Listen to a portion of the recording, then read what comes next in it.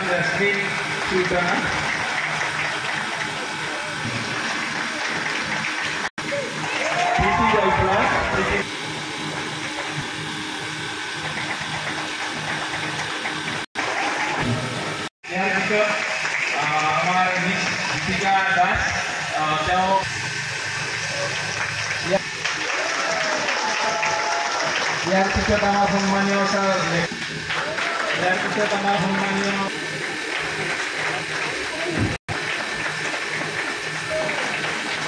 It is not static. Strawberry hoy. This is dynamic, gotehiri, and lifelong process. এটা গোটেই জীৱনজোৰা প্ৰক্ৰিয়া। এই গোটেই যে জীৱনজোৰা প্ৰক্ৰিয়া শিক্ষাটো যে মই গোটেই জীৱনজোৰা প্ৰক্ৰিয়া বুলি কৈছোঁ যে গোটেই জীৱনটো শিক্ষা লাভ কৰিলেও শেষ নহয়। প্ৰথমতে মই সংবাদ কৰ্মীসকলক ধন্যবাদ জ্ঞাপন কৰিছোঁ আজি আমাৰ ইয়াত অহাৰ কাৰণে। তো যিয়ে নহওক এইবুলি আমাৰ যিটো থাৰ্ড বেষ্ট ৰিজাল্ট আমি ভবাত হিচাপত বহুত উন্নতমানৰ হৈছে ৰিজাল্টখিনি, আৰু মই ভাবিছোঁ আগন্তুক দিনত আৰু ভাল ফলাফল আমি দেখাবলৈ যত্ন কৰিম।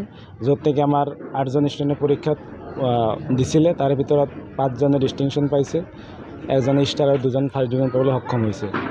আৰু ইয়াত যিটো আমাৰ স্কুল আমি সম্পূৰ্ণ যদিও আমাৰ ৰেচিডেণ্টেল ছেটআপ স্কুল নহয়, তথাপিও আমি যিটো ষ্টুডেণ্টৰ যিটো যত্ন আমি কৰিবলৈ বহুতখিনি আমি আগভাগ লৈছোঁ। আমাৰ হোম ভিজিটৰ সুবিধাও আছে। টিচাৰে কিবা ডাউট থাকিলে ষ্টুডেণ্টে টিচাৰে ঘৰে ঘৰে যায় ডাউট ক্লিয়াৰ কৰে, বা আমাৰ ইয়াৰ এক্সট্ৰা ক্লাছৰ সুবিধাও আছে। আৰু কুমৰিকাটাৰ ভিতৰত ক'বলৈ গ'লে আমাৰ এইবাৰ যিটো আটাইতকৈ ভাল ফলাফল দেখিবলৈ আমি সক্ষম হৈছোঁ, চেণ্টাৰৰ ভিতৰত ছেকেণ্ড হাইষ্ট নম্বৰ পাবলৈ আমাৰ মতে সক্ষম হৈছে।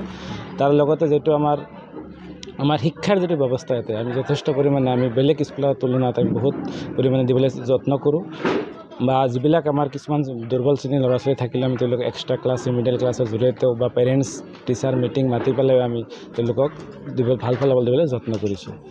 এইখিনি আৰু আশা ৰাখিছোঁ যে আগন্তুক দিনত আমি ইয়াতকৈ ভাল ফলাফল দিবলৈ যত্ন কৰিম।